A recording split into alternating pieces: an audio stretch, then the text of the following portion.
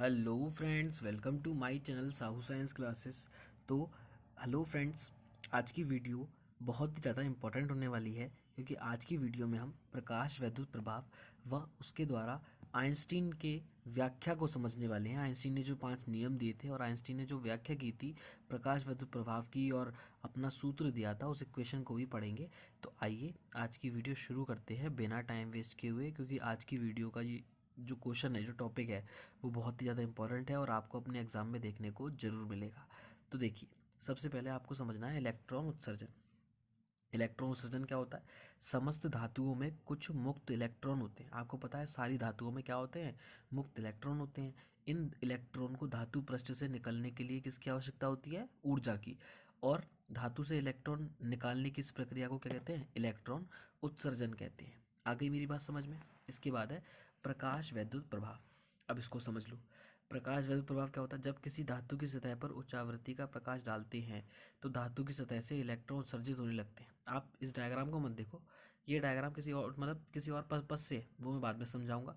अभी आपको क्या समझना है कि ये एक धातु है ना, कोई भी एक धातु है, उसकी धातु की सतह पर उच्च आवृत्ति का प्रकाश डालते हैं तो धातु की सतह से क्या उत्सर्जित होने लगते हैं? इलेक्ट्रॉन उत्सर्जित होने लगते हैं। इस घटना को प्रकाश वैद्युत उत्सर्जन अथवा प्रकाश वैद्युत प्रभाव कहते हैं। एवं उत्सर्जित होने वाले इलेक्ट्रॉन को प्रकाश इलेक्ट्रॉन अथवा फोटो इलेक्ट्रॉन कहते हैं। और जो इलेक्ट्रॉन निकलता है उस सरफेस पे से, उसको क्या बोलते हैं? फोटो इलेक्ट्रॉन या प्रकाश इलेक्ट्रॉन कहते हैं। और इनके कारण परिपथ में बहने वाली धारा को प्रकाश वैद्युत धारा भी कहते हैं। ठीक है, आ गई मेरी बात समझ में? अब है इसके बाद में है दहली आवृत्ति। इसके बाद आपको समझना है दहली आवृत्ति को। तो किसी धातु सतह पर डाले गए प्रकाश की वह न्यूनतम आवृत्ति जिससे उस धातु सतह से प्रकाश इलेक्ट्रॉन उत्सर्जित होने लगते हैं। हम क्या कर रहे थे? हमने प्रकाश वैद्युत प्रभाव पढ़ा कि प्रकाश वैद्युत प्रभाव क्या था कि एक सतह थी और सतह पर प्रकाश आ रहा है फोटोनों के रूप में, और वो फोटोन इलेक्ट्रॉन से टकरा रहा है, उसको ऊर्जा दे दे रहा है ना, और ऊर्जा देने के बाद इलेक्ट्रॉन बाहर निकल जा रहा है। तो किसी धातु सतह पर डाले गए प्रकाश की वह न्यूनतम आवृत्ति, उस प्रकाश की जो न्यूनतम कम से कम आवृत्ति होगी जिससे उस धातु सतह से प्रकाश इलेक्ट्रॉन उत्सर्जित हो जाए, है ना, उस धातु को धाली, उसे क्या कहते हैं? धातु की दहली आवृत्ति कहते हैं। न्यू नॉट इजिकल्स टू होता है सी अपॉन में लैम्डा नॉट। ठीक है, आ गई मेरी बात समझ में? इसके बाद है प्रकाश वैद्युत कार्यफलन। ठीक है, वर्क फंक्शन बोलते हैं इसको, डब्ल्यू से डिनोट करते हैं। ये क्या होता है? किसी धातु की सतह पर डाले गए प्रकाश की वह न्यूनतम ऊर्जा जिससे धातु सतह से प्रकाश इलेक्ट्रॉन उत्सर्जित होने लगते हैं, उसे धातु का कार्यफलन कहते हैं, है ना। तो ये क्या होता है? कम से कम डाले गए प्रकाश की वह न्यूनतम ऊर्जा, यानी कि इतनी ऊर्जा तो होनी चाहिए प्रकाश इलेक्ट्रॉन को उत्सर्जित कराने के लिए। बहुत ही ज़्यादा इंपॉर्टेंट है। इसके बाद आपको समझना है, देखो भाई, इसके बाद आपको समझना है दहली तरंग दैर्घ्य। दहली तरंग दैर्घ्य क्या होती है?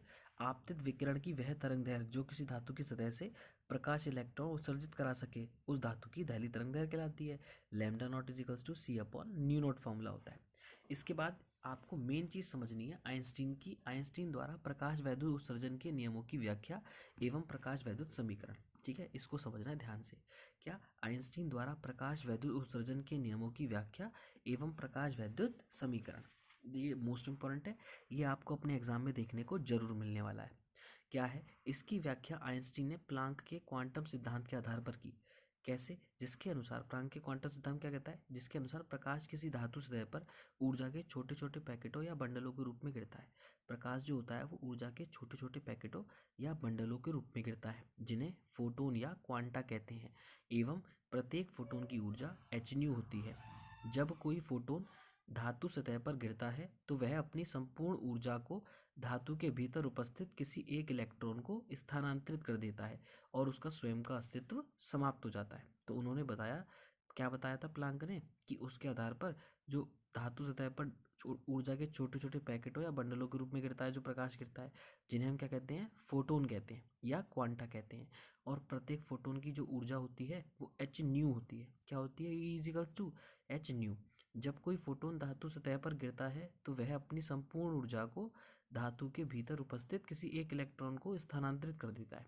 तो जब वो कोई फोटोन धातु सतह पर गिरता है तो वह जो धातु सतह पर इलेक्ट्रॉन थे उनको अपनी संपूर्ण ऊर्जा यानी कि एच न्यू दे देता है और धातु के भीतर उपस्थित किसी एक इलेक्ट्रॉन को स्थानांतरित कर देता है और उसका स्वयं का अस्तित्व समाप्त हो जाता है। फोटोन की ऊर्जा का कुछ भाग धातु सतह से इलेक्ट्रॉन उत्सर्जित करने में, यानी कि फोटोन की ऊर्जा जो एच न्यू दी थी, तो जो इलेक्ट्रॉन इलेक्ट्रॉन ले ली। अब इलेक्ट्रॉन जब उत्सर्जित होगा तो कुछ एनर्जी उत्सर्जित होने में व्यय करेगा, अर्थात कार्यफलन W के रूप में, और शेष ऊर्जा प्रकाश इलेक्ट्रॉन को गति प्रदान करने में व्यय होगी। कुछ एनर्जी की वजह से तो क्या होगा, वो रिलीज होगा, अपनी जगह से उठेगा और बाकी गति प्रदान कर लेगा। तो ठीक है, तो एनर्जी दो पार्ट्स में स्प्लिट हो गई है ना। तब व्याख्या के अनुसार E इजिकल्स टू क्या होता है, W प्लस ई के, है ना। E equals to h nu equals to क्या होता है, W प्लस ई के, यानी कि कुछ कार्यफलन में कुछ गति प्रदान करने में। अगर E के देखें तो E के इजिकल्स टू क्या हो जाएगा, W इधर आ जाएगा। E के equals to h nu minus W, E के equals to h nu minus W की जगह पे एच न्यू नॉट, दोनों में से एच कॉमन, ब्रैकेट में क्या गया, न्यू माइनस न्यू नॉट। यदि उत्सर्जित प्रकाश इलेक्ट्रॉन का अधिकतम वेग वी मैक्स हो तो ई के इजिकल्स टू क्या होता है, के इजिकल्स टू गतिज ऊर्जा half m v max square. तो ये क्या हो जाएगा, h nu minus nu naught equals to half m v max square. और यही आइंस्टीन की इक्वेशन है जो कि बहुत ज़्यादा इंपॉर्टेंट है। आइए इसके पांचों नियम को देखते हैं। देखो, इस समीकरण को प्रकाश वैद्युत समीकरण कहते हैं और इसी को आधार मानते हुए प्रकाश वैद्युत उत्सर्जन के नियमों की व्याख्या भी की जा सकती है। सबसे पहला नियम, प्रकाश की तीव्रता बढ़ाने से धातु सतह पर गिरने वाले फोटोनों की संख्या बढ़ जाती है। प्रकाश की तीव्रता मतलब प्रकाश की मात्रा बढ़ाई, प्रकाश की मात्रा बढ़ाई तो फोटोनों की संख्या बढ़ गई, प्रकाश बढ़ा तो, और जिससे प्रकाश इलेक्ट्रॉन के उत्सर्जन की दर बढ़ जाएगी। जितने ज़्यादा फोटोन आएंगे उतने ज़्यादा इलेक्ट्रॉन निकलेंगे और उत्सर्जन की दर बढ़ जाती है, पहला नियम। उसके बाद है दूसरा नियम, प्रकाश की आवृत्ति बढ़ाने पर फोटोन की ऊर्जा E equals to h nu बढ़ जाती है। अब न्यू क्या होती है, आवृत्ति, तो एनर्जी बढ़ जाएगी कि नहीं बढ़ जाएगी अगर आवृत्ति बढ़ाएंगे तो। एच न्यू के बढ़ने से प्रकाश की गतिज ऊर्जा बढ़ जाती है। अभी हमने इक्वेशन देखी, ये जो गतिज ऊर्जा है किस पे डिपेंड कर रही है, न्यू पर डिपेंड कर रही है, न्यू नॉट पर। तो न्यू बढ़ेगी तो गति ऊर्जा भी बढ़ जाएगी। तो हमने देखा कि अगर आवृत्ति बढ़ा देंगे तो क्या होगा, गति ऊर्जा बढ़ जाती है, जैसा कि प्रकाश वैद्युत समीकरण से स्पष्ट है। तृतीय नियम, प्रकाश की तीव्रता बढ़ाने से उत्सर्जित इलेक्ट्रॉन की गतिज ऊर्जा पर कोई प्रभाव नहीं पड़ता। अब हमने डायग्राम इसमें देखा इक्वेशन में कि यहाँ पर तीव्रता तो है ही नहीं, आई इंटेंसिटी तो है ही नहीं, तो गतिज ऊर्जा पर कोई प्रभाव नहीं पड़ने वाला। तो हम कह सकते हैं क्योंकि प्रकाश वैद्युत समीकरण के अनुसार गतिज ऊर्जा आवृत्ति पर निर्भर करती है ना, तीव्रता पर निर्भर नहीं करती, आवृत्ति पर करती है। ठीक है, इसके बाद है चतुर्थ नियम, यदि प्रकाश की आवृत्ति धातु की दहली आवृत्ति से कम है ना, अगर उसकी जो आवृत्ति है वो दहली आवृत्ति से कम है, मतलब न्यू नॉट से कम है, तो क्या होगा, प्रकाश इलेक्ट्रॉन की गति ऊर्जा ऋणात्मक होगी। अब देखो यहाँ पर H nu minus nu not है, तो अगर न्यू नॉट की वैल्यू, न्यू की जो वैल्यू है वो न्यू नॉट से भी कम हो जाए तो नेगेटिव आएगी, और गति ऊर्जा कभी भी नेगेटिव नहीं होती। तो क्या है कि कम हो तो प्रकाश इलेक्ट्रॉन की गति ऊर्जा ऋणात्मक होगी, जबकि गतिज ऊर्जा कभी ऋणात्मक नहीं होती, अर्थात धातु सतह से कोई इलेक्ट्रॉन उत्सर्जित नहीं होगा। इसके बाद है पांचवा, पांचवा क्या कहता है, क्योंकि एक फोटोन धातु सतह पर एक ही इलेक्ट्रॉन से टकराकर अपनी समस्त ऊर्जा उसे दे देता है, जिससे तुरंत इलेक्ट्रॉन उत्सर्जित होने लगते हैं। क्या हुआ, फोटोन आया, इलेक्ट्रॉन से टकराया और अपनी सारी ऊर्जा दे दी और इलेक्ट्रॉन उत्सर्जित हो गया। तो इसके बीच में कोई भी समय अंतराल नहीं था, टाइम इंटरवल नहीं था, ये लगातार होता रहता है। ठीक है, तो ये पांचों नियम हो गए, बहुत ही ज़्यादा इंपॉर्टेंट है, एग्जाम में देखने को आपको जरूर मिलेंगे। इसके बाद समझते हैं द्रव्य तरंगे एवं डी ब्रॉगली तरंग दैर्ध्य।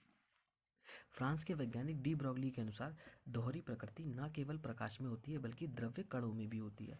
आपको पता होगा कि जब कोई द्रव्य कण जैसे इलेक्ट्रॉन प्रोटॉन गतिमान होते हैं तो ये किसकी तरह बिहेव करते हैं, वह तरंग की भांति व्यवहार करते हैं, और द्रव्य कणों से संबद्ध इन तरंगों को क्या कहते हैं, द्रव्य तरंगे अथवा डी ब्रॉगली तरंगे कहते हैं। मोस्ट इंपॉर्टेंट है, पेपर में आपको देखने को जरूर मिलेगा।